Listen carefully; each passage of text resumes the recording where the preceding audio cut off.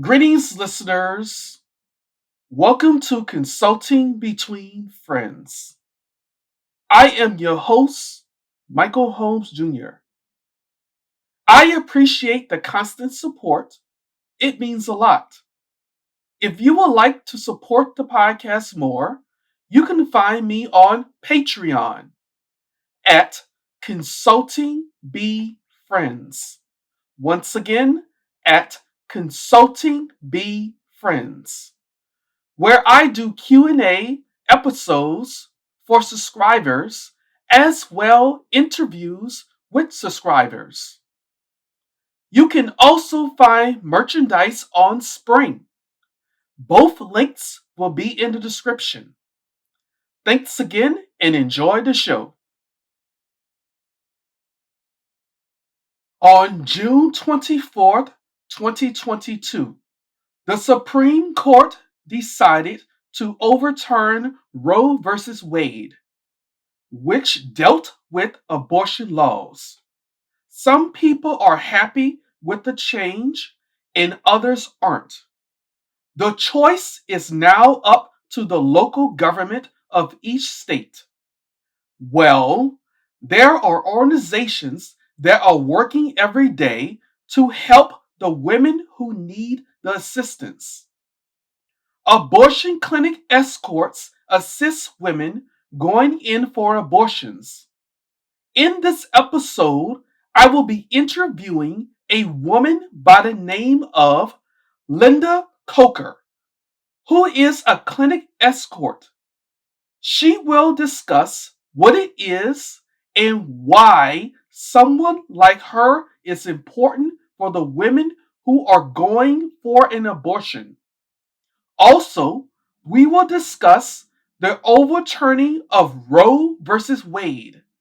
The topic is a day in the life of an abortion clinic escort. We will return after a message from our sponsor.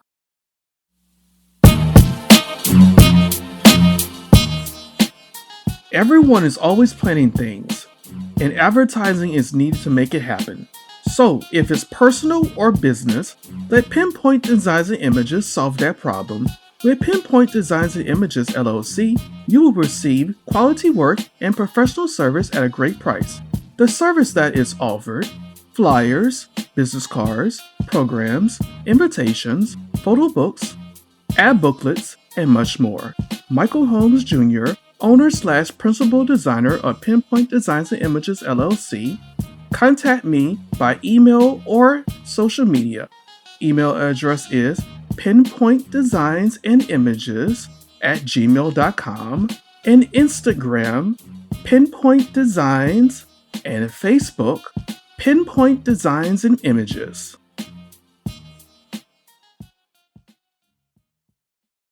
We are back. Before the interview begins, I want to give you a little background on Linda Kocher. I met Linda while working on a political campaign in the past. Linda was born in New Orleans, Louisiana, and is married with her husband and has two lovely children. Linda has devoted her time to assisting others in her life. She is currently a member of the Independent Women's Organization, known as IWO, which is a Democratic women's political organization in New Orleans. Linda has volunteered with Disabilities Rights Louisiana for over 12 years, including 2 terms on the board of directors and 5 years on the Governor's Advisory Council on Disabilities Affairs. Later in life, Linda discovered another way to assist women, which is a clinic escort. Linda trained to be a clinic escort in 2014 and has 8 years experience in something she truly loved. My guest today is Linda Kocher. Now welcome her to Consulting Between Friends. Thank you, Michael, and I'm so happy to join you tonight. Thank you, and I'm glad you was able to be a part of this interview. You're welcome. You had a nice day today? I did. I got some housework done, some gardening, and spent a little time on the phone with a couple of old friends. So it was a great day. That was nice to hear. It's always good to be on the phone with some old friends you haven't spoken to in a while. Yeah, it is. Well, now we're about to start. The first thing, I would like you to explain your background. Okay. I'm a New Orleans girl. I've born here and I've never left. So I guess I'll stay here until I die. I'm I'm married. We had 2 children, a boy and a girl, and of course they're grown now. And I just went to New Orleans schools. I love what New Orleans is. It's a great city to live in most of the time. Understandable. Yeah. Well, thank you for explaining your background. You're welcome. Well, we're about to start with the questions. Okay. What is a clinic escort? A clinic escort is a person who has done training and who walks with or escorts a patient to the front or into the front door of the clinic. And the reason for having a clinic escort is that abortion clinics all over the country, all over the world, I guess, are not friendly places all the time for patients. Typically, there are a lot of protesters outside who accost the patient who's actually just trying to go to a medical appointment, and sometimes try to block their way, yell out bad things to them, insult them along the way.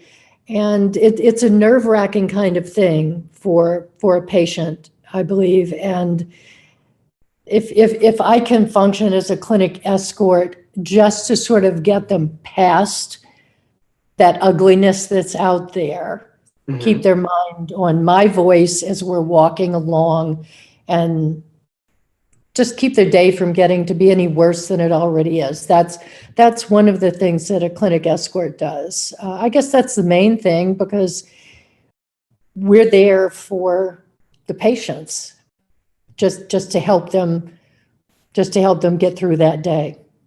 Well, for hearing you explain about a clinic escort, it sounds like it's very important for the patient when they're trying to go to their appointment for abortion. I think it is important that escorts are out there, because even if a patient is told when she's making her appointment that there might be some protesters outside, most people would not have any idea of what that really means. They would not realize that these people are going to be rushing up to them, shoving pamphlets in their faces, calling them murderers, calling them sluts, telling them they're murdering their children. How could you ever expect something like that? And I think it's a shocking thing. And again, what I always wanted to do, my goal was to just help that woman, help that person get past those people who were harassing her, and let her get on inside into the clinic. I would hate to If I were a patient going in under those circumstances, I would hate to walk that sidewalk by myself. That makes a lot of sense. Well, this is going to lead to the next question, which you was talking about. How did you find out about the escort service at abortion clinics? What piques your interest in this position? And how did you become one in New Orleans? Okay. Well, I cannot remember a time in my life after I was old enough to ever hear about abortion. I never could imagine why someone should be forced to go through with a pregnancy that she didn't want. It never made sense to me. And then in 1973, Roe was passed, and I just assumed, well, that's taken care of, right? That's settled law. The Supreme Court has spoken. I went on with my life and kind of forgot about abortion rights because none of that affected me as I got older and then married and everything. And the years went by, and then I guess it was 2013 or 2014, I became aware of a push to overturn Roe. And I began to hear about the harassment that was going on at the clinics, harassment of the patients. And I was learning about the violence that was going on at so many of the clinics. There were 11 people, doctors, clinic staff, an escort, a policeman, a security guard. There were 11 people who were murdered by protesters over the years. It was between 1993 and 2016, I believe, are the dates. And these are pro-life people who are doing the murdering. And there were other attempted murders that they just didn't succeed on. It just sounded so awful, and there was vandalism and stalking. And I thought, I wish I could do something. So often we think that. I wish I could do something.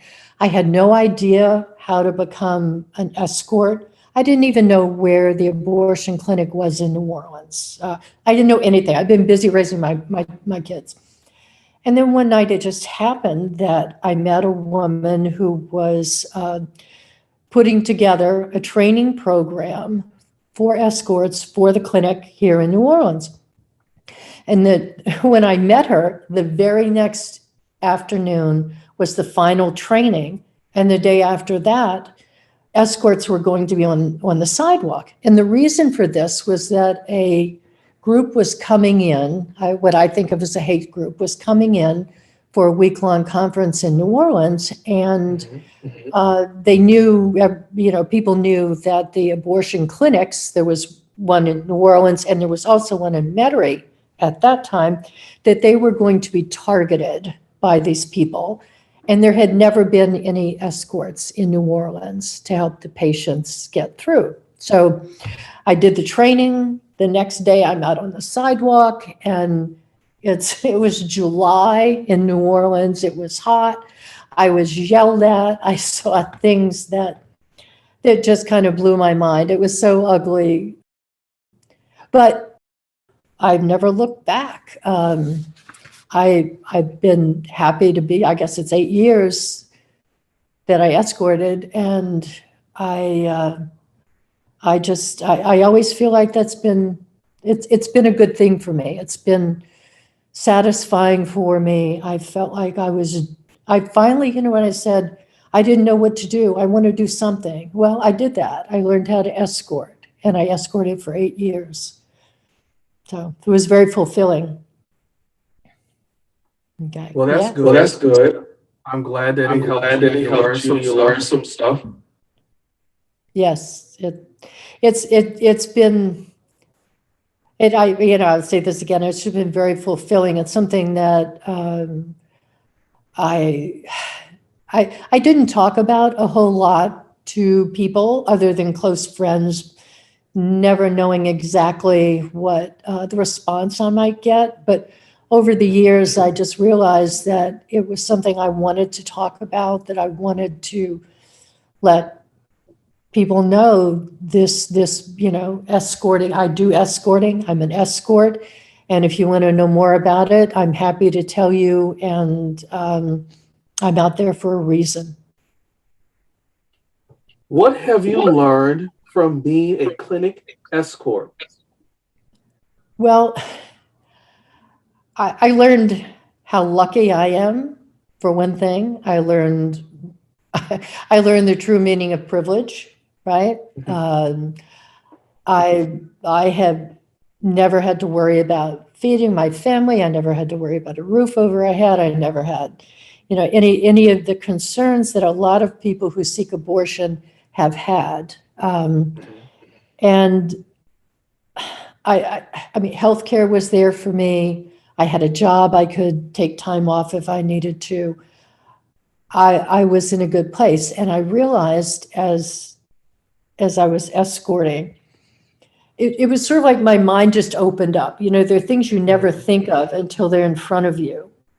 And as I escorted and learned more about the people who were coming to the clinic, I thought, wow, this is how amazing these people are.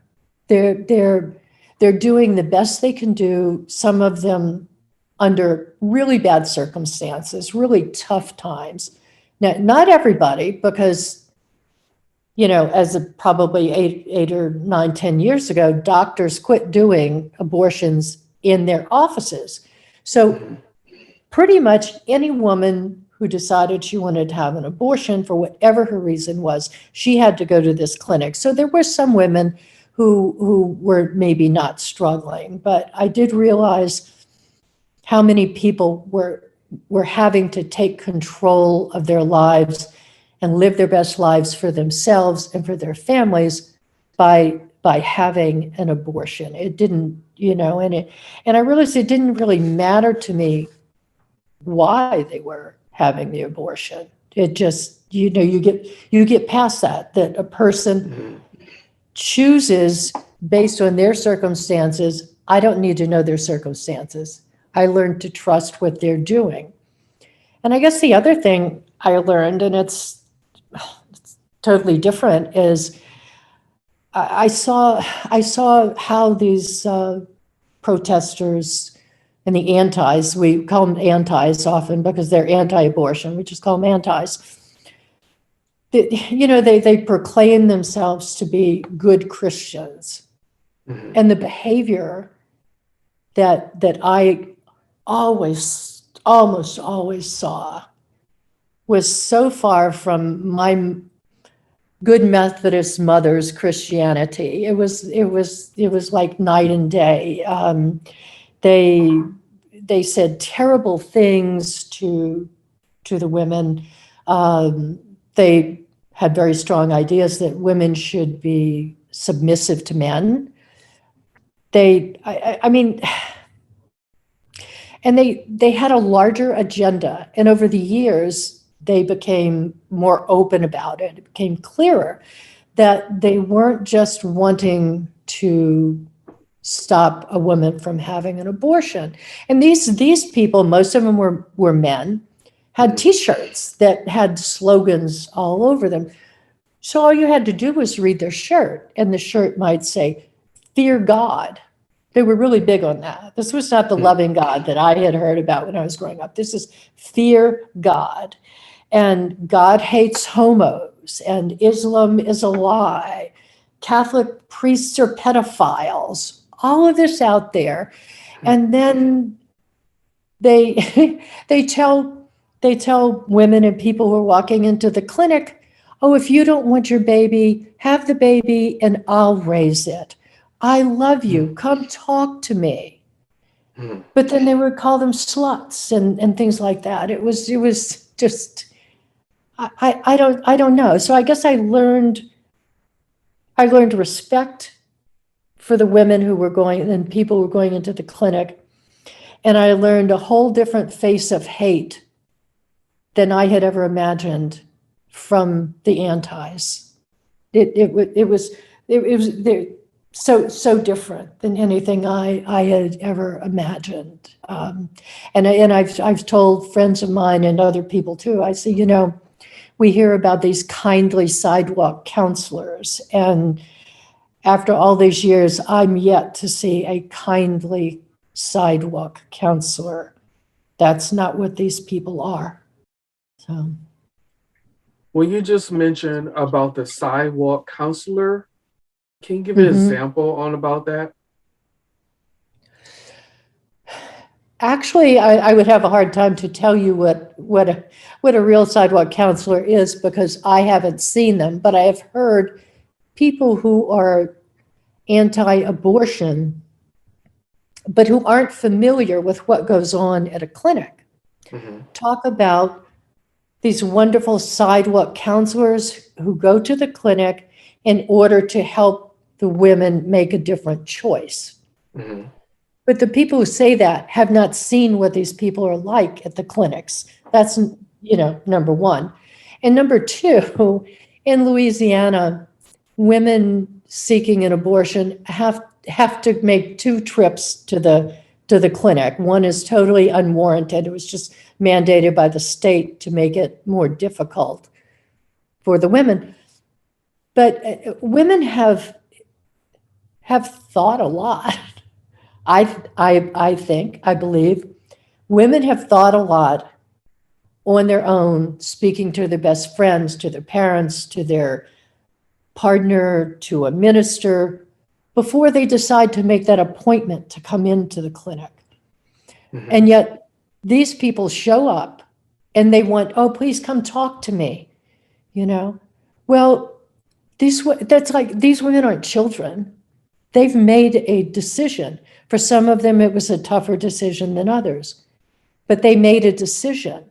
So these harassers aren't going to change their minds. And for anyone to think that there are nice people out there trying to help these women, they have just never seen what reality is. That makes a lot of sense. It really does. Yeah. Because, first of all, the person got to feel comfortable if they want to come speak to you in the first place. For hearing Yes. about how the protesting is going on, how could they even want to go speak to them if they was interested for how they speaking to them in the first place and calling them names and why you doing this? And so I could totally understand why they feel that way when they go into the clinic at that time. Yes, you're absolutely right. Absolutely right. What are some of the situations you have dealt with that change your way of thinking about the abortion rights? Well, really, I think every situation I have dealt with at the clinic has made me have stronger feelings that people should have the right to abortion, and that there are a lot of reasons. But there was one incident that I'll share with you that I think is emblematic of what can happen to a person, to a couple, and lead them to seek an abortion. This one day I was out escorting, and I looked and I saw a man with a Bible talking to one of my fellow escorts, and that was unusual, because usually if someone has a Bible, they're they're one of the antis, and the Bible is just a prop that they're using.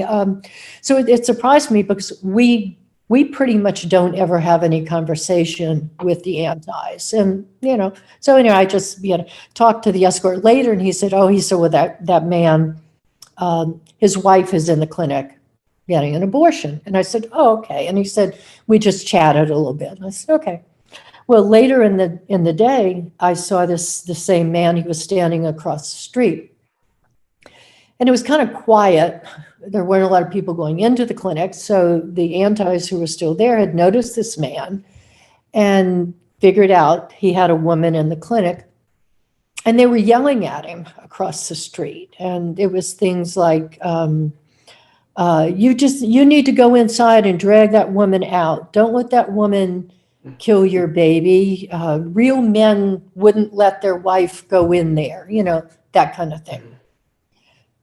So a few minutes later, I walked across the street and I said to this man, I'm so sorry you have to hear that.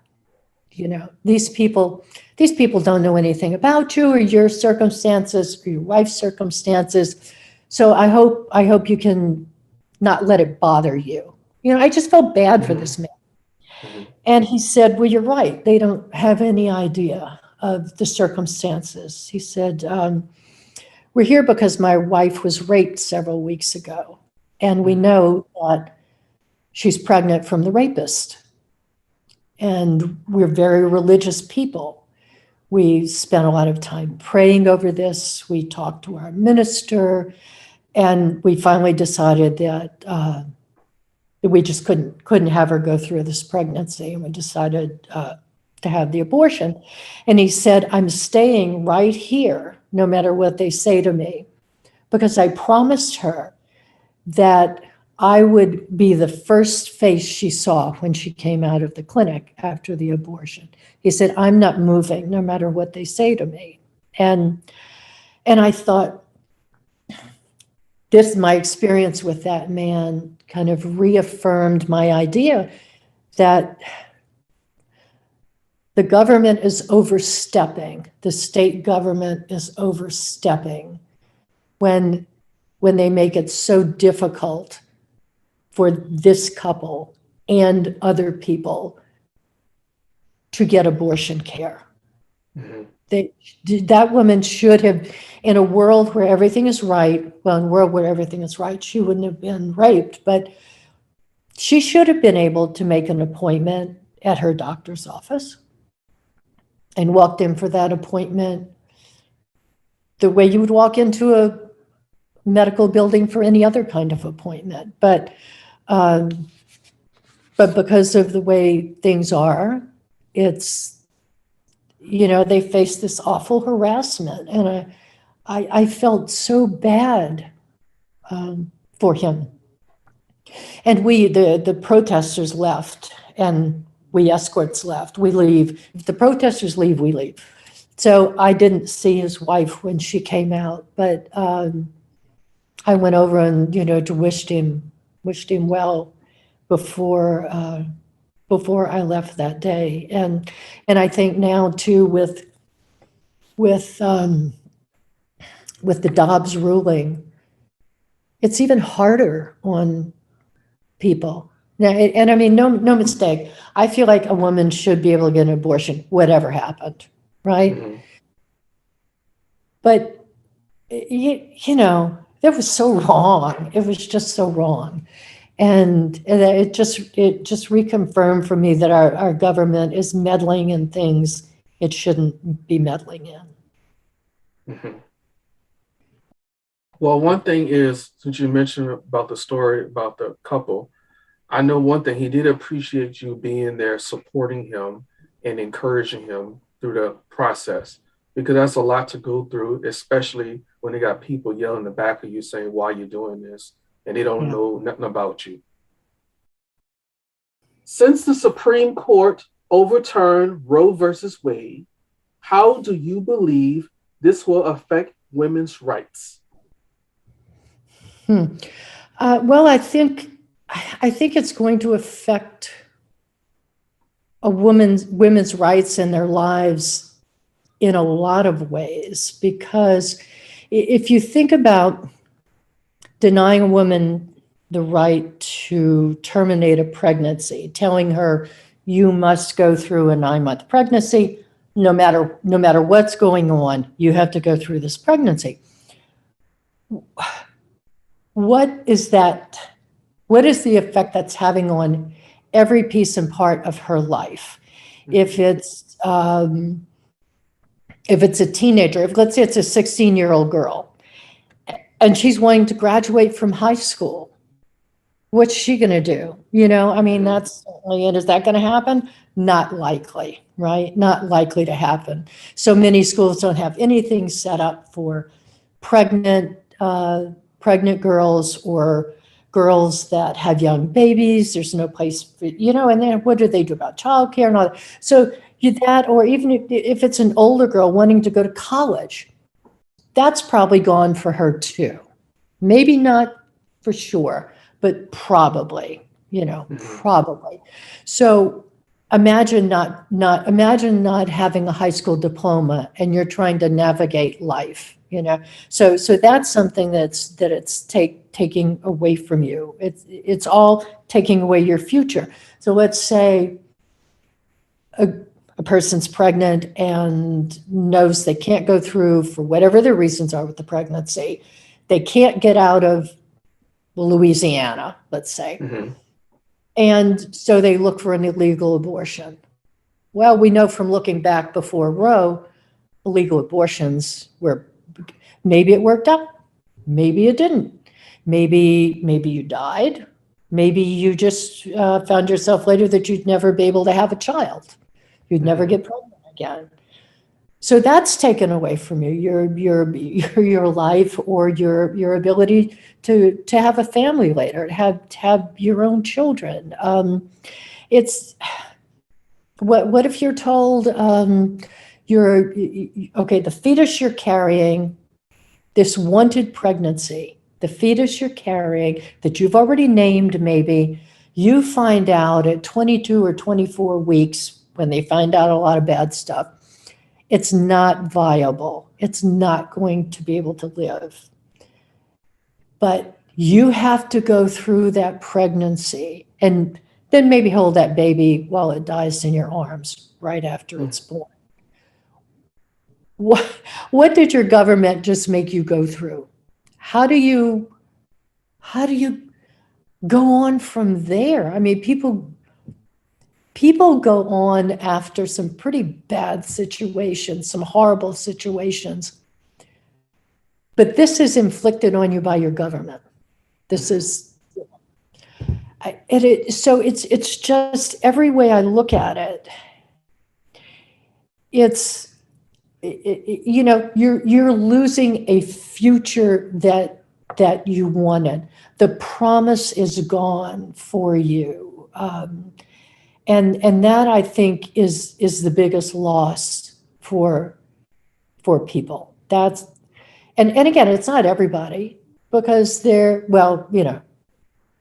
finding out that the baby you were carrying, that you have the nursery for and all that kind of stuff, finding out that that's not going to work out and mentally dealing with it, that could be anybody.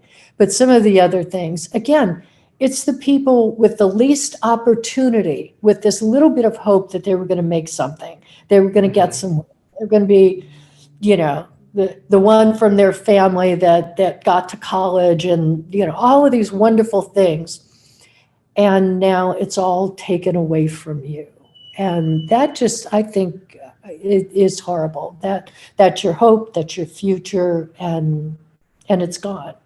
It's gone. I just don't think, Again, maybe I should get a tattoo. Nobody should tell anybody that they can't have an abortion, ever. But, because I will. I agree how you just explained that, because really, if you look at it, those are some important ways why women choose to get an abortion. And with the government saying that you cannot do it, that's letting you know that's something that shouldn't even be think about in the first place. Right. I agree. You're right. You're right. It's a bad deal. After the Supreme Court decision on abortion, what states do you think will be affected the most? Well, I think it's hard to say. I think every state is going to be affected, every single one. I believe there are 26 or 27 states that either have trigger laws, like Louisiana has, or have laws in place that don't allow abortion after, I don't know, 6 weeks or 8 weeks, something that most women don't even know they're pregnant at that point. So that's almost banning abortion right there, So let's call these states the unfriendly states, right? People who are pregnant in these states now have to scramble to figure out getting to a friendly state and getting an abortion there. And for a lot of people, that means traveling. Well, I think the closest place for Louisiana, the closest state, is going to be Illinois. It's a long ways off. That's not just a trip even to Slidell. So how many days work do you have to take off for that? And how much money do you have to raise? And, all of these things.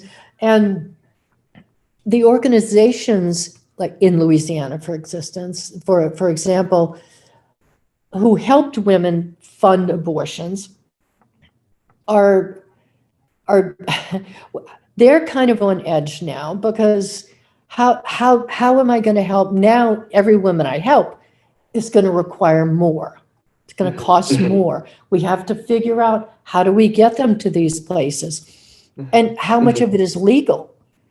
In Texas, and I've heard in some other states, of course, they're still playing around with some of these laws. If an organization in an unfriendly state helps to fund a woman's abortion and works out money for travel to get her across the state line, they can be in trouble. Even for helping that woman get her abortion. And as I said, everybody's still figuring out, what is the law, what's constitutional, what's going to go to court, what may change, who knows? And then the states that are what we might call friendly, now all of a sudden they have women coming from all the unfriendlies to them for abortion care. How do you ratchet up for that? How do you almost overnight staff that? How many doctors are you going to be able to get to come from Texas to Illinois to help with the caseload? Are they going to fly up there every week, 2 or 3 days, and then go back to Texas? How is any of that going to work, even though I think we've known that Roe was going to fall, that Dobbs was going to pass? It's so complicated. So I think no state is a winner. Maybe at some point, states like Louisiana and Mississippi and Alabama, the unfriendly people, I don't know. It's just going to be bad for the women who live there, because more women are going to be forced to try and find some sort of abortion in the state where they live, because they're trapped financially and situationally. They can't take that many days off to go to another state. So they're trapped. They're just like before Roe. They're going to be finding a back alley abortionist, and some of them are going to be lucky enough to have it work out, and a lot of them are not going to be that lucky, and they're going to die, just like they did before 1973. It's just, that's what's going to happen. And just like before Roe, there are people who will, when they're faced with this unwanted pregnancy, they'll get a plane ticket and they'll fly to Chicago and have their abortion and then fly back. And maybe it's traumatic and maybe it isn't, but they were able to go get an abortion. So I don't know where the good place is to be. I guess some of this will shake out in the next 6 or 8 months, maybe, we'll see. But nothing's going to be good. nothing's going to be good. I don't Yeah, think. yeah, I can agree I can with agree that. with that. And another thing And I another also thing I also realized realized hearing like in the hearing like in the news, and I know news, you and I might know have you heard might as have heard as well, well, that some that some companies company. and different other organizations are working hard to work out a solution for ones that don't have the funding for it. Mm-hmm. Yeah, I've read that, and then I'm trying to remember exactly what I read just last night. And again, I think this was Texas, and if not, let's blame Texas because they should get blamed for all of this, right? I mean, they're just the worst of the worst in my mind. In Texas, the Attorney General's office, I think, was trying to figure out a way to punish the companies, and there was a law firm in particular, a Texas law firm that was going to pay for their employees to travel out of state for an abortion. So the state was trying to figure out a way to punish the law firm or Yes, fine sir. them. But so, you know, it's just, it's like, it's a nightmare, isn't it? It is a nightmare. I'm glad I don't have, I'm 72 years old. I don't have to worry about getting pregnant, right? I don't have to worry about dealing with this myself anymore. So, but there are a lot of young women out there. There's a friend of mine, this is off topic. One of my best friends has trying to think if I can say this. Yeah. One of my best friends has a granddaughter who just turned 10 years old. And she's been having a period for 6 months. And this comes and reminds me of the girl in Indiana, wherever it was, 10-year-old girl raped and pregnant, and she had an abortion. And I think I'm glad there's nobody 10 years old having a period that I love, because I can't even imagine what, under the best circumstances, if there are any good circumstances, to take a child to have an abortion, but then to have that child be in the middle of this whole national conversation and uproar. What is wrong with us? Where's the humanity? Yeah, I don't know. The new trigger laws in place that has caused problems in states like Louisiana.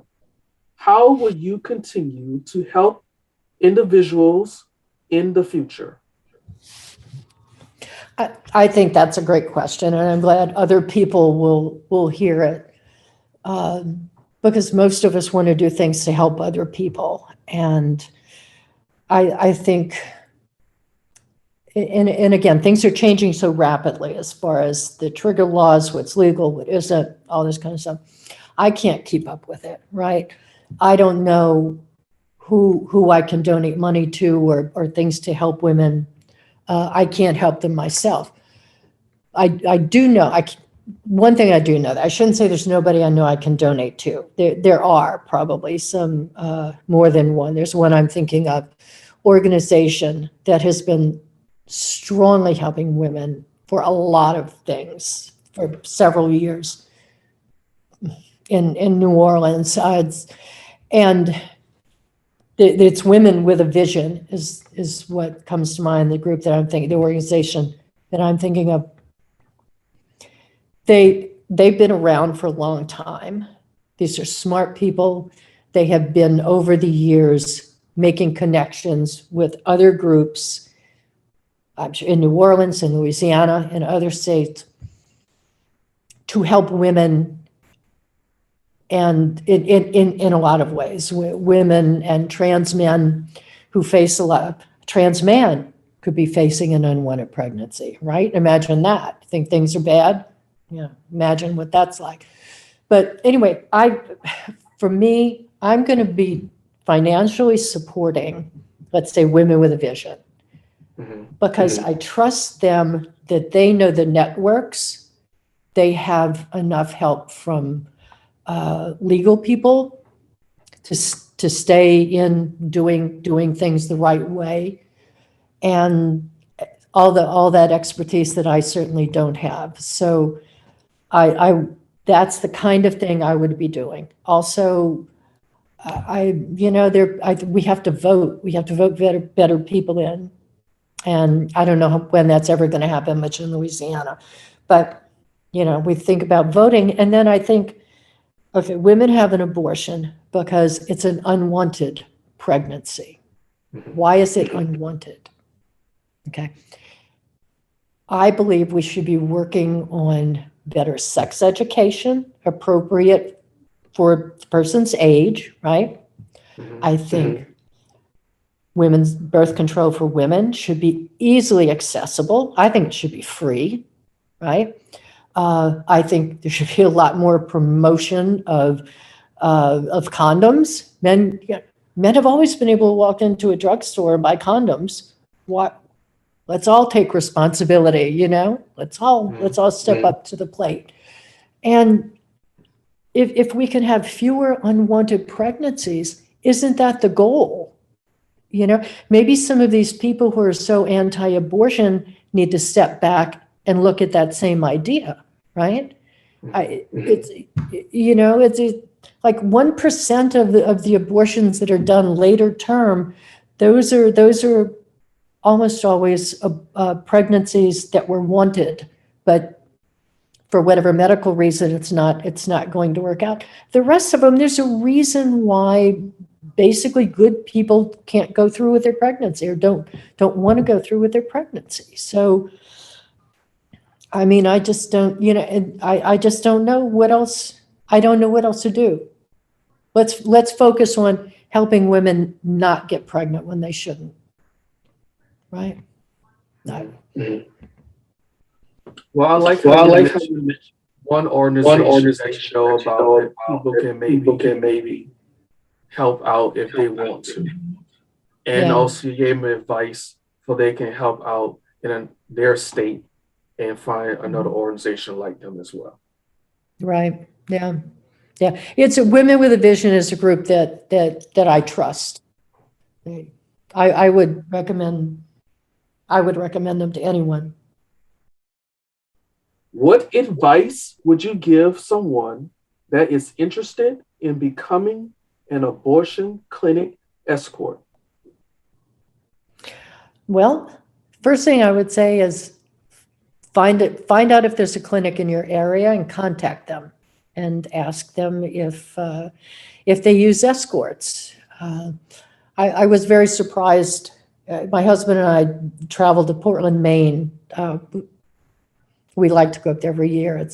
Anyway, when we were going up to Portland one year, I found out that there was a Planned Parenthood clinic in Portland. So I called them to see if, how could I get in touch with the group that escorts for you? Because I'm coming up, I'm an escort in New Orleans, and I would love to come by and be a guest escort with the group. And the first woman I talked to, she didn't quite know she didn't understand what I was asking, and she switched me to someone else, and I went through my little spiel again. And the second lady said, well, we don't have escorts up here. And I said, you don't? And she said, no, we've never had protesters. And I thought, wow, what is that all about? And then I thought, well, okay, Portland's different. But most states are going to have escorts if they have a clinic. So if you find the clinic, they'll put you in touch with the escort group, and you'll have to do a training, because you can't just walk out there and not know what you're doing, right? You have to understand what the philosophy is, that you're not going to interact with the antis, you're not going to have any conversation with them, and just kind of understand how physically what you need to do out there. Do the training and go out there that first day, assuming you like the training. It still sounds like a good idea. Go out there that first day and take a deep breath, pay attention to the other escorts who've been doing it for a while. And if you like it, go back again. And if it's not your cup of tea, there are a lot of other ways that you can support abortion. But definitely if you're interested, reach out and find a clinic. That's some good advice that I know some people will be interested in hearing. Yeah, good. With all the protests surrounding abortion, how would you make the individual feel comfortable? Okay, good question. We at the clinic, the New Orleans clinic, we didn't have a parking lot for the patients, so they had to come walking up the sidewalks, and we were on a corner, so they were come walking up the sidewalks toward the clinic entrance. And all of the protesters, the antis, would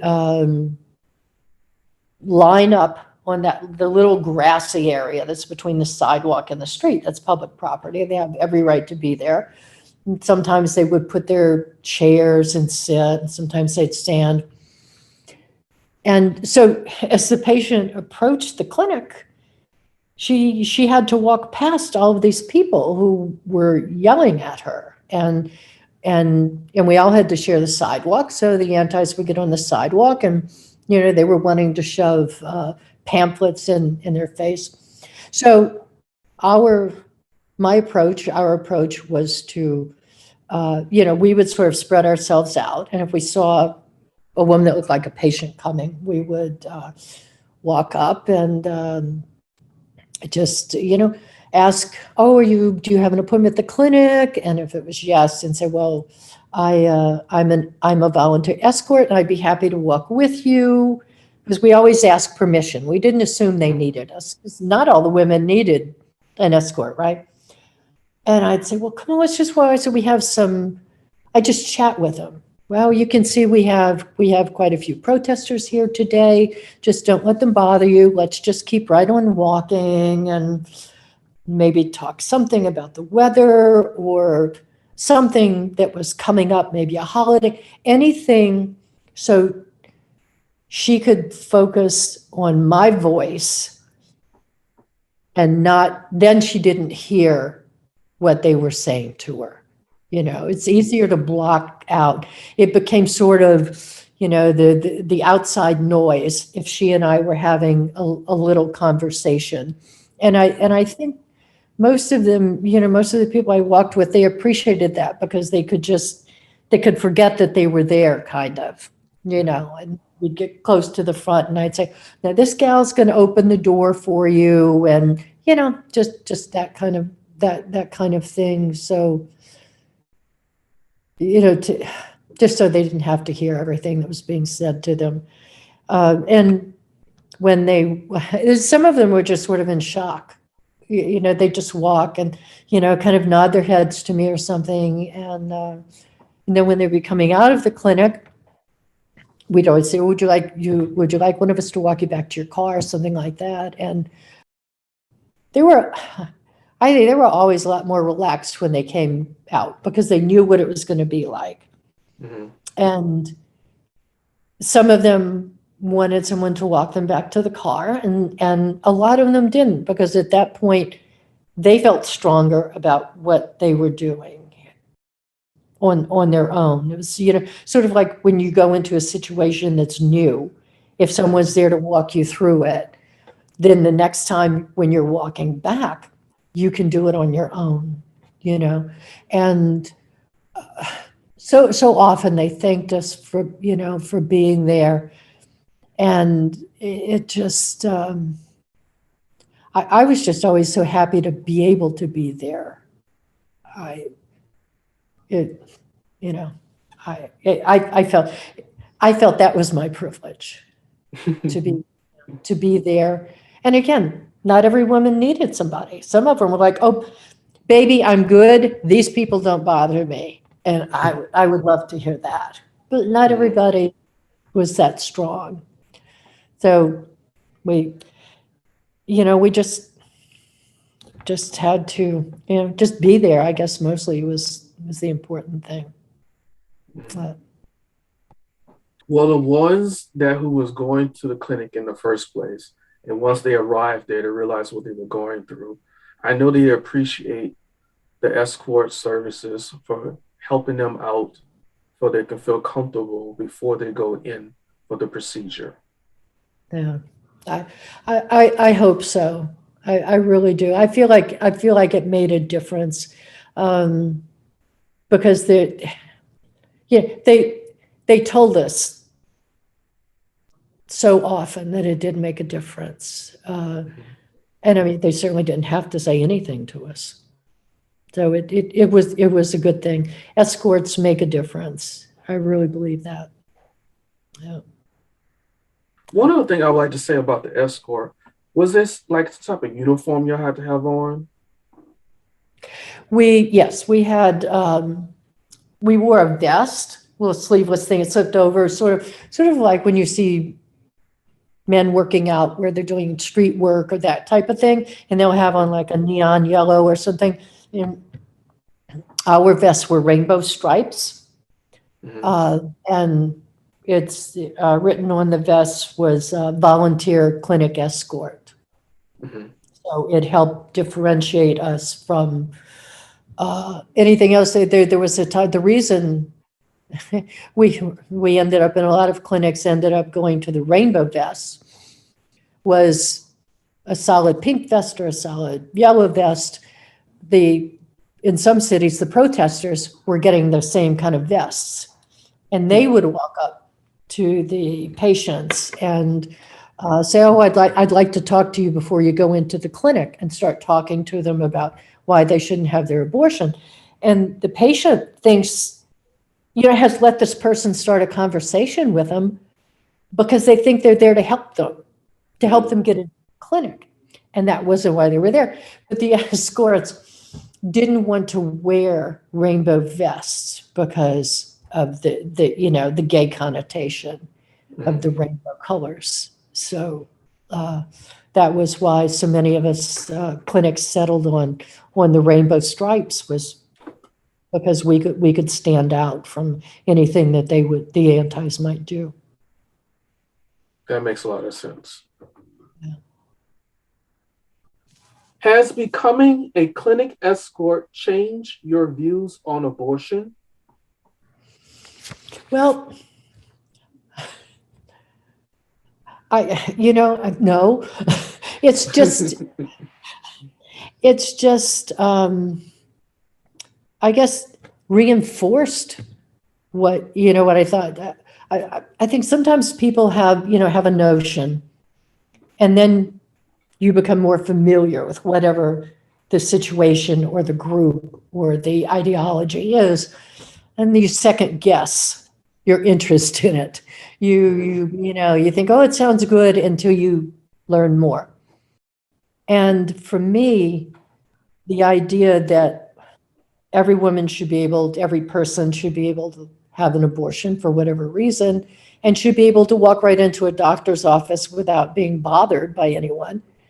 It's just, I feel more strongly about it now than I ever did, because I've seen how awful it can be. And we weren't even able to get what's called buffer zones. There was one of the New England states several years ago, and maybe it was just one city, they were able to get a law passed that the protesters could not come closer than 15 feet to the clinic entrance, something like that. So it would be easier for people, if a car pulled up, they could get out of the car and walk in without having these people in faces. But I mean, of course, we didn't have that in Louisiana. But just imagine, if you get, because I've seen this too, sometimes a person would be dropped off Mhm. in front of the clinic. And then all of a sudden, we're trying to get to the door of the car door that's opening, and identifying ourselves and trying to maybe move our arms out to kind of block the protesters from getting to this person. And the protesters are swarming around this person getting out of a car. Mhm. And I mean, none of this should be happening. Mhm. It shouldn't be happening. It's just wrong. It's just wrong. So every feeling I ever thought I had, it's just 1,000 times more. that I feel, boy, was I right. That's kind of where I am. Well, I agree with that because, like you say, they were swarming the cars. Now, that's something they should not Mhm. have done right away. In other words, if Yeah. they wanted to do it like while they're walking, that's different. But they just getting out their car. They need to have Yes. that. They need to have that space first. Exactly. Exactly.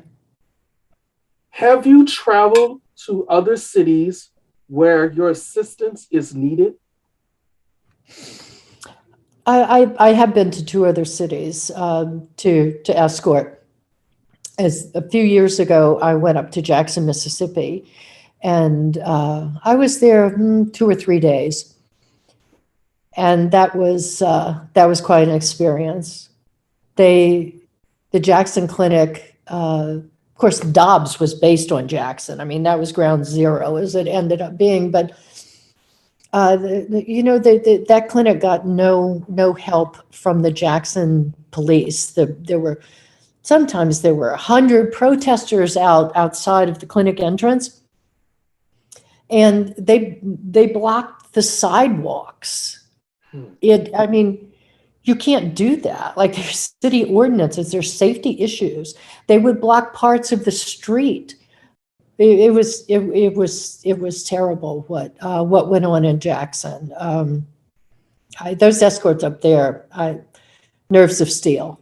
Absolutely, some of the finest people I've ever known. And I will say, in New Orleans, we had great support from the New Orleans Police Department. We really did. And the only other place where I escorted was in Baton Rouge. And that was just, I guess, about 3 weeks ago now. It was the week before the Dobbs ruling. And I was invited by the escorts in Baton Rouge to come up and spend a day escorting with them. I was happy to do that. It was great camaraderie. And as it turned out, that was the last day I ever escorted. So it was I was happy about that. Hmm. What a big change that made for you as well and other escorts. hmm Yes, yes. Because I was escorting, and a lot of us were escorting 2 days a week. It's not, if the clinic's open Monday through Friday, a Hmm. lot of people who want to do something can't because they're working. Hmm. But people on flexible schedules or retired people, it's perfect. And there were, a lot of us who were retired who were escorting. What did escorts at the New Orleans clinic actually do? The big umbrella answer to that is that we tried to keep things calm. And if there was a situation that came up, we tried to de-escalate it as much as we could. Before COVID, there were a lot more companions who came with the women who were coming to the clinic. And they could even go in and sit inside with, with the person they were there with. And sometimes they would come out and have a cigarette. And of course, the antis, I mean, they love to rag on them. You're not a real man. You'd go get her out, drag her out by her hair, all kinds of stuff. You're murdering your son. That baby inside her could grow up to be LeBron James. I mean, really? It was, and sometimes it would just, you know, it would, you could see the companions losing his temper, right? They're getting to him. And we could only get involved to a certain extent, but I would sometimes say if the guy's out there smoking or something, and and they're on him, and I'd say, why don't you come over? Why don't you come over here on the clinic property and smoke? And then they can't walk up to you. It'll just be little nicer for you, or, or something like that, just to try and help him get out of that situation. Because I think too, the antis, they all wore these body cams, right? They were, and they would provoke. I know that they were hoping somebody would come after them, and they could, maybe try and provoke an escort or a companion, or sometimes the women who were going in for the procedure, just to try and provoke them to physically come after the anti, and they would have it all in body cams, and then, call the police and assault and, all this kind of stuff. And so, again, all you want to do is just keep it quiet. But if something gets going, you can't really step right in the middle of it. That might not be solving. So that was one thing that we did. But then there were, I was going to say trivial. It's not trivial. I told you we didn't have our own parking lot. So sometimes a patient would be coming by, driving herself, or a friend's driving the car. And if you see a car with two women coming around the corner real slow and looking, and we'd walk out and say, "Hi, do you have an appointment at the clinic?" "Yeah, we're looking, where can we park?" "Well, you have to find a place on the street, or you can park right here," or something like that. I mean, just something that simple. We would help people park sometimes. "Okay, back up a little bit more. Okay, cut it this way," because the antis are all there staring at them. You know what it's like when you're trying to park a car and somebody's staring at you. And I mean, it was just even just little things like that. And every now and then, I happened a couple of times. I remember when, for different reasons, the morning of the clinic, they can't open. There's a problem, right? At one time it was COVID, So here come these people for their appointments, Staff is busy inside, trying to call all of the patients, but they can't get some of them on the phone. So we're out there. Don't get out of your car. Don't get out of your Uber. Don't let your Lyft leave. And boy, you talk about some angry people, and I get that, but I'm so, it's like, "I'm so sorry, you're just going to have to call and reschedule. They're trying to call you." And just, again, I'm so sorry. You're right. I know, but it's, and there was the clinic had a security guard, but a lot of the times he wasn't outside if there was something going on, Yes. And so we were the eyes and the ears of the clinic out there. If something bad was happening, or if we needed help, we were the ones out there who saw it first. If we saw my worst nightmare was some big flashy truck with a Confederate flag on the back, and some guy in truck driving, and he's going around and around and around the clinic. And, I mean, at that point we're thinking, "Oh no, why is he here? Why is he doing that? This doesn't look right." So, just keep an eye out. I used to, whenever I got to a shift, I would walk around the clinic, the perimeter of the clinic, and I'd look under all the bushes and make sure there wasn't a bomb there. You just do those things, right? And other escorts did it too. It just got to where you did it without thinking, because you never knew what was going to happen. Most of the antis that we had coming, we knew them. They were the same people who had been coming for years and years and years. We knew what to expect. We knew they weren't going to pull a gun, any of that. But you always had to watch for the person nobody knew, who was, standing off by himself, who had a backpack, and just, sometimes you just felt something was a little bit off, and the questions maybe the person's trying to ask you. And we called the police one time about a guy like that, but he left before they got there. But there were a couple of times where there was somebody really, really, I really say, it's like everybody's radar went off. Mhm. Well, these two at different times, but years apart. But it was the same reaction, just like something's off with that guy. We've got to really watch him. And I used to tell if we had new escorts with us, somebody, never been on the corner before, and I'd tell them, I said, we've never had trouble here. We've never had anybody pull a gun, none of that. But if something goes wrong, and we'd have no way to get into the clinic, right? Because we're outside and the door's locked and, and all that. So we have to run. We just have to take off running. And I said, the first thing you do is you take off your vest, that rainbow stripe vest, right? Just before you run, you take off that vest so that you're not a target running down the street, And sometimes their eyes would get big, and I'd say, well, it's not going to happen, but just in case, take your vest off before you run. I miss it. I miss it. Well, even though it was something that changed you and you were helping others who needed to have an abortion, I can tell you very passionate about what was going on through the whole effect.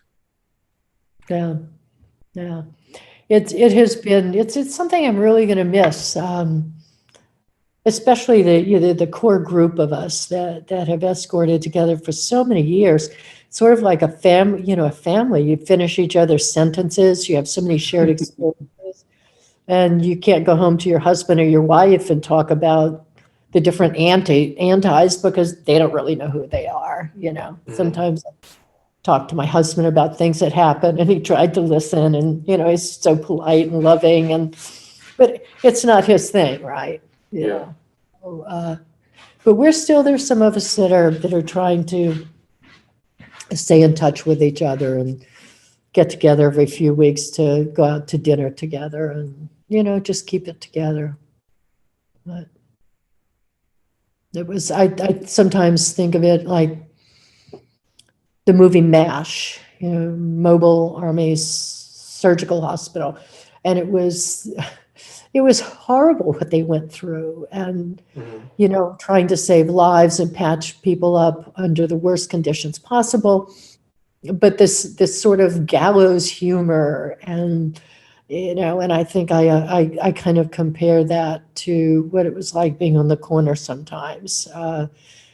You just got to laugh about some of it afterwards, and do your best. That's all you can do. That is true. That's all you can do. Who are the women who have abortions? Okay. Well, the first thing I would tell you is that there is no one typical woman who has an abortion. And the second thing I would say to you and your listeners is it's very, very likely that they know and probably love a woman who's had an abortion. They may not know she's had the abortion, but 1 in 4 women in this country have or will have an abortion at some time. So it's, it happens, and it happened. But because there's been so much stigma, you may not know that your aunt so-and-so had an abortion back before Roe or something like that. And it's the lady who checks you out at the drugstore, or somebody else that you run into through work somehow, or from your church. It's a wide variety and a wide variety of reasons. And I have a few statistics that I would like to share with you, in addition to the 1 in 4 women that have an abortion in their lifetime. 49% of the people who have an abortion in this country live below the poverty level. 14% are married. 57% are in their 20s. 59% are people of color. 92% are in their first trimester. And that doesn't surprise me. Usually if women are experiencing an unwanted pregnancy, they know it from the get-go. They know it. And they would maybe get there even sooner than they do if there weren't so many barriers put up for them by states. And almost 60% of the women that I walked into the clinic were having their first abortion or a first abortion. They were not so often, well, not often, well, maybe often. I hear people say, oh, but I just don't think women should use abortion like birth control. And I'm thinking, my God, what's wrong with you? That you would even think that. No, number one, you got to go get a bunch of money, right? Number two, you got to probably you're going to have this is something you're going to keep secret from a lot of your family and coworkers. You don't want to share all of that, and maybe you do have to take time off work. Maybe there are all of these things. Why do you think a woman uses this as birth control? That's ridiculous. But I do hear it sometimes. And let's look at this. One other thing I was going to say here, only 1% of the abortions happen after 21 weeks. And another thing that I hear is that, why are these women waiting so late? They're killing. I wouldn't care if it was the first trimester. Why do they have to have it later? Well, and I mentioned this earlier, there's a lot of information about the viability of the fetus and the health of the mother that isn't available until later in the pregnancy. How is the brain forming, and just a lot of different things related to the fetus and different health problems that the mother or the pregnant woman is having don't crop up until further along in the pregnancy. And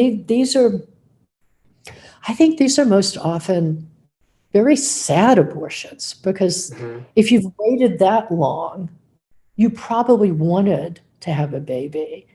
You may have painted a nursery, you've picked a name, you've shared all of your joy with your family and friends, and now you found out this isn't going to work. Maybe I have to have the abortion because if I don't, I'm going to die. Or maybe, as I said earlier, that, okay, the baby's going to be born and it's going to die in your arms right there because something's so drastically wrong with it, So it's just sad. And then another reason people wait sometimes to have an abortion later than they want to is just getting access to the abortion, raising the money, figuring out childcare if they already have children, things like that. It's, and one other thing that I read that kind of, I guess I should know this, people should, you should know it, but sometimes you don't think something, is that, the woman who had an abortion 2 years ago is the woman who may have a child 2 years from now, or vice versa. And it's not that if a woman has an abortion, she never wants to have children, or maybe she doesn't, but at different points in their lives, women have to make different decisions. And at one point, a woman is thrilled to have a baby, and 2 or 3 years later, she's pregnant again, and for whatever reason, that's an unwanted pregnancy. There's some issue there. Yeah. So it's just things vary so much. They vary widely. That makes a lot of sense. I like how you list the different statistics about abortions, which is really interesting. Since you did mention that it has different variations and it looked like it applies also on race, have you experienced that as well? In other words, when you see the people walking up? Yes, yes. The majority of the people coming to the clinic were women of color. The majority of them were. I would say a big majority. of them were. That is some interesting facts and news at the same time. Mhm. Who are the women who will be the most affected by Dobbs and how they will be affected? Well, this is something I guess I bring up with a lot of my answers.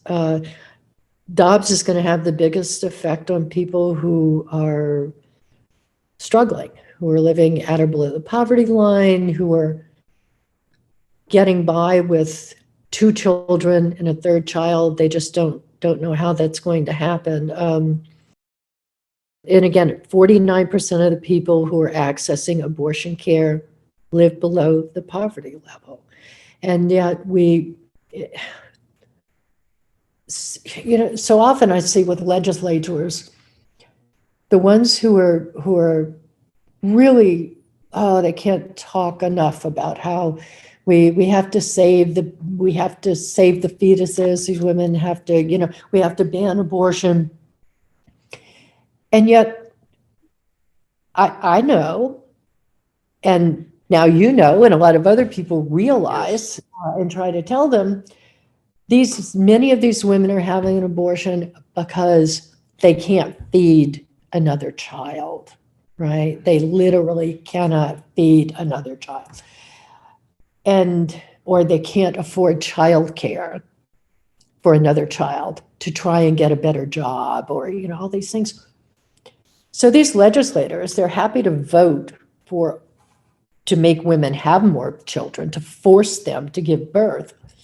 But they're not voting on the other end to help them raise these children, or to, in any way, whether it's feeding them, always complaining about this program and that program, and no way to help them with childcare that they need, or, low income housing, or any of that, right? But I mean, again, it's, the Supreme Court's just thrown up another barrier for the same people who seem to be fighting every fight just to live.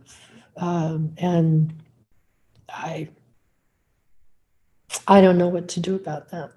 It just seems to me, if you're going to force a woman to have a baby, you should care as much about the born baby, and making sure that there's good schooling available, that there's food available, a house to live in, a safe place to be.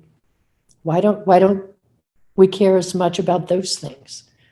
It seems to me a lot of it is just punitive against women and controlling against women, and punishing poor people, blaming them. I don't know. I don't know. It's always the same people who are paying the high price. That is very true, and I agree with that. What do I hope, or what will happen now to make abortion more acceptable again? I don't feel very hopeful about abortion becoming more accessible in the country. I think Congress would have to vote to codify a woman's right. I'm not sure I'm going to see that happen in my lifetime. I'm really not. And I think that's really what needs to happen. I've been telling people recently, we have the election coming up in November, the midterms, and I'm going to vote. I vote. I always vote. Mm-hmm. So I'll be voting for a Louisiana senator in November. But my money and my heart are going out to other races in other states, and like Fetterman and Warnock, Kelly, because we're not going to change the makeup of Congress by, John Kennedy is going to go from Louisiana. I just, that to me is a given. But if we can flip some other states and get some Democrats in there and keep some, like Warnock, that's what I think the future is. And I'm hoping, I keep hearing women, and not just women, people are so upset about the Supreme Court, the state of the Supreme Court, that they're going to turn out in people are going to turn out in record numbers, and to try and change the makeup of Congress. And I hope that happens.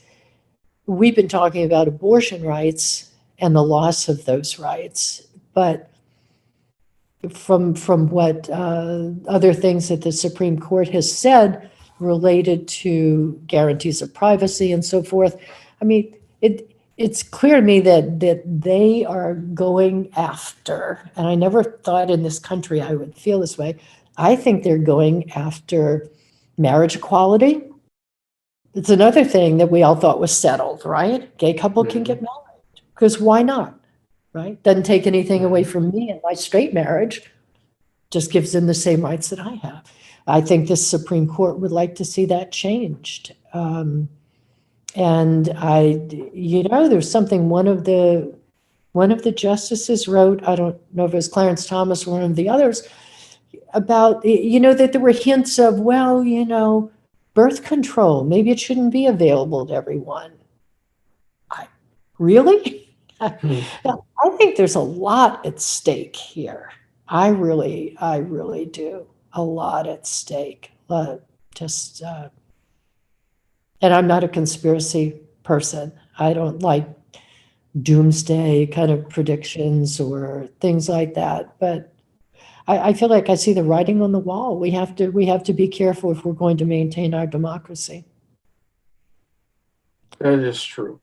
And another thing, what I like what you did say about people planning to go to the polls for the election for midterms, which I do agree with that, because really this Supreme Court's decision on abortion has got a lot of people mad and some people that want to try to get a situation on it. So I know it's going to run a lot of people to the polls.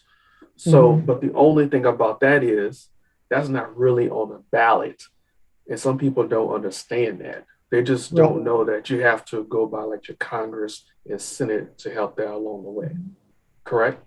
I couldn't agree with you more. I think we spend a lot of time being asleep about what's happening around us. And it's up to some of us who do see this writing on the wall to make sure we get that message to other people, and also to make sure they see how they can make a difference. So often people feel like, oh, my vote won't matter. I used to vote all the time and things didn't change. But I think now we're at a point where if we don't all get out and vote to protect our democracy, things are going to change for the worse. And but we need to make sure people see that and tell them the story so that they know it's not just political rhetoric, so that they understand how it affects them and their family and their loved ones. Make it personal. That's when it always means more to us, right? When we can either feel it personally or have great empathy for someone else who is feeling it personally. That is very true. Well, I would like to go a different angle on this here. Since you was a clinic escort, I would like you to go ahead and explain maybe your last 2 days of being an escort.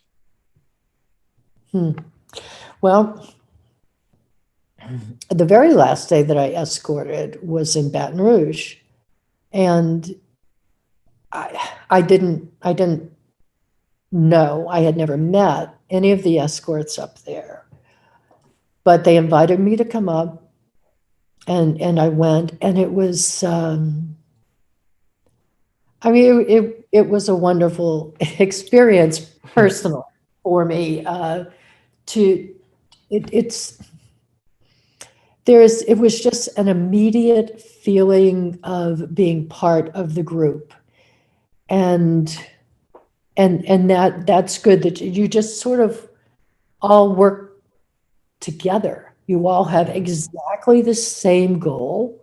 Mhm. They had an advantage as to knowing a lot of the regular antis who were there, and they pointed different ones out to me and told me things about them.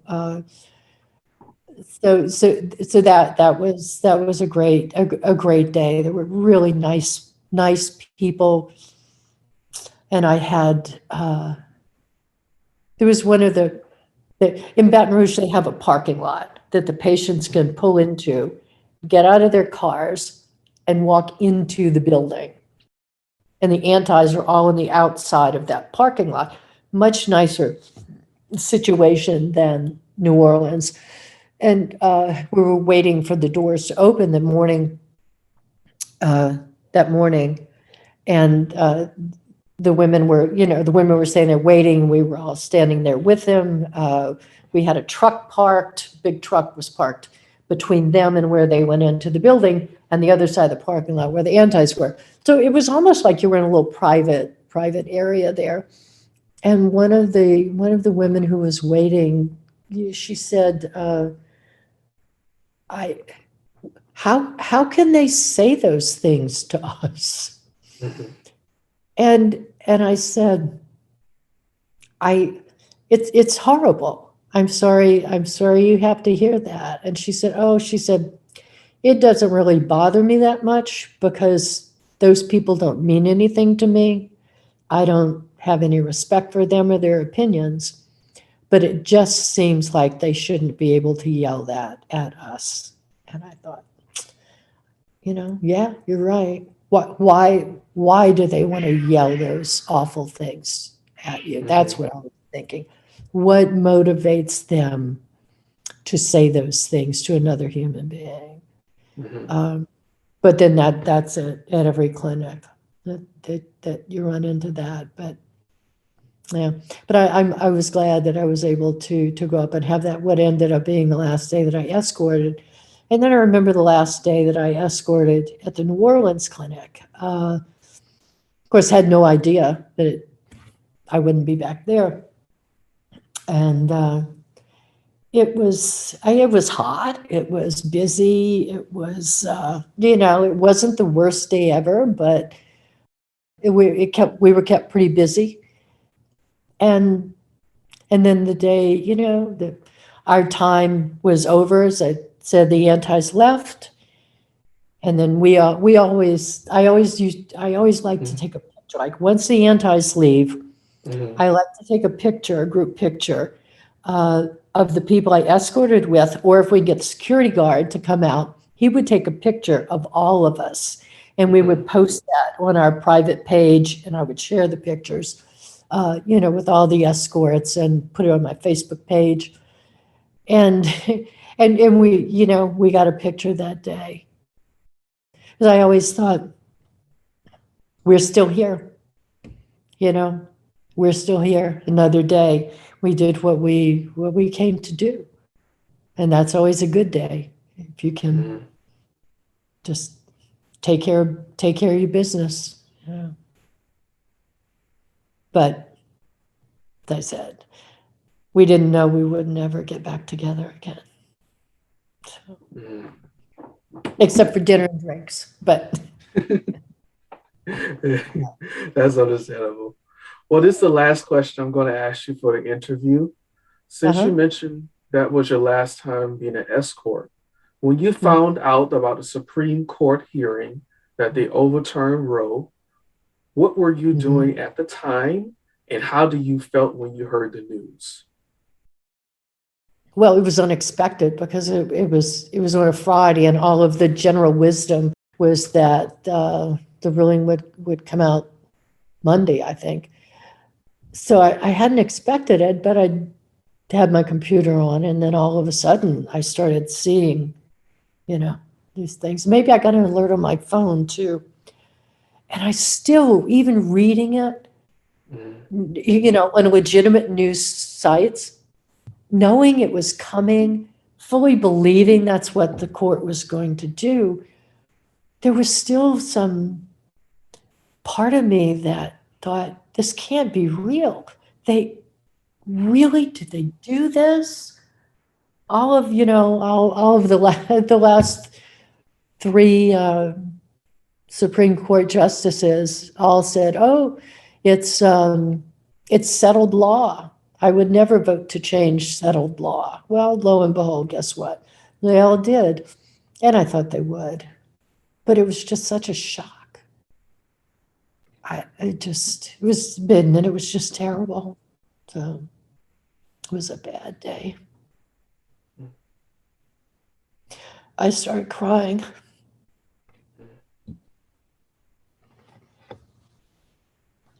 But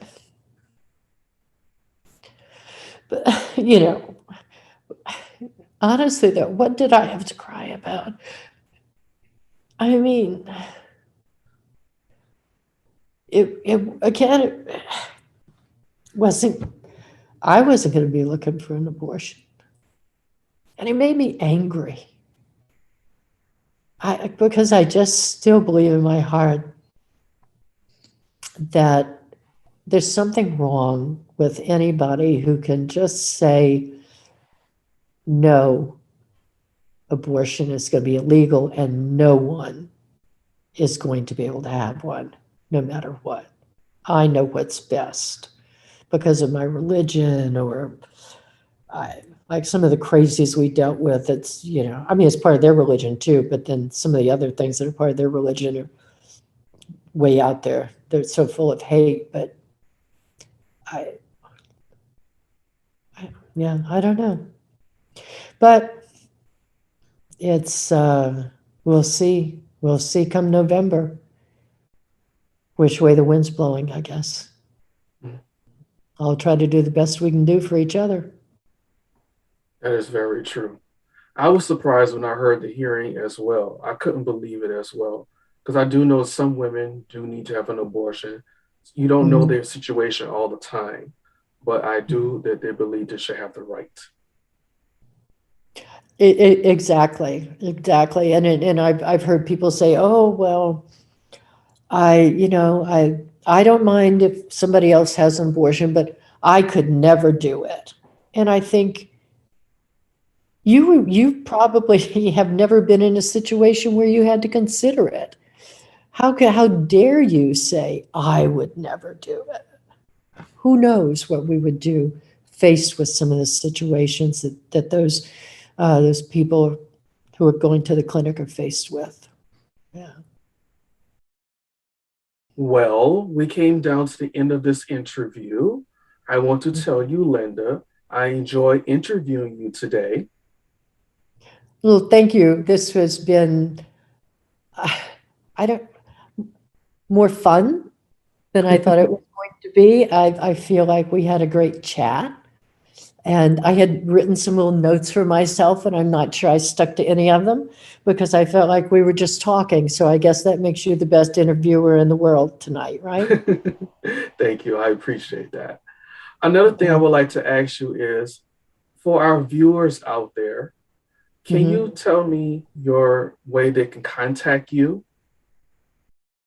Well, I am on Facebook, and it's pretty easy to find me. It's Linda, and then my middle name on there is Bodry.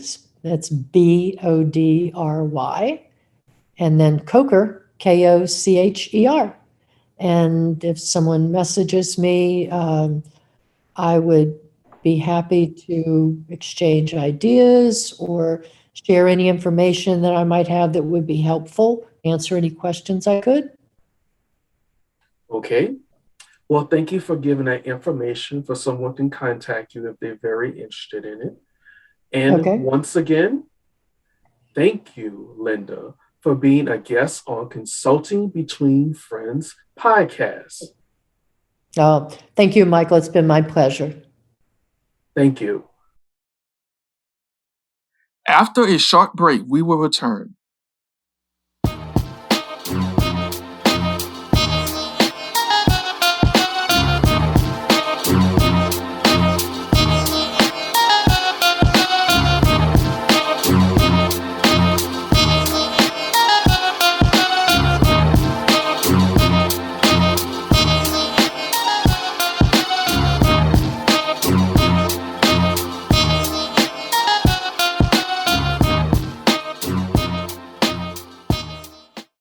We are back. In closing, I hope you enjoyed the episode and the information discussed it. The abortion issue in America is very controversial and will affect women all over the United States. This discussion with Linda Kocher sheds light to a side which is overlooked. I am glad I had the opportunity to interview Linda and understand why a clinic escort is needed. One last thing, remember to support Black business owners and fight for what you believe in. Thank you for listening to Consulting Between Friends. This podcast is available on Spotify, Google Podcasts, iHeartRadio, and Apple Podcasts, as well other platforms that are available. So like and subscribe. Need to contact us and leave us a comment? You can find us on Instagram at consulting the letter B friends. Once again, consulting B friends. An email address is consulting the letter B friends at gmail.com. Once again, consulting B friends at gmail.com. Consulting Between Friends now has a merch online store called Podcast Merch Headquarters. This is where you can buy merch to show your support for the podcast.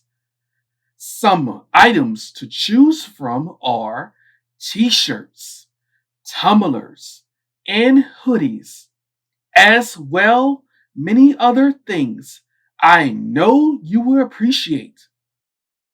So take the time to review the items in the store.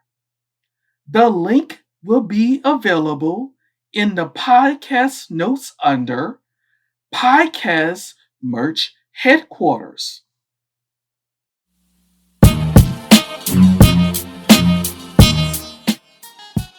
Consulting Between Friends now has a way for listeners to share their feedback about the podcast.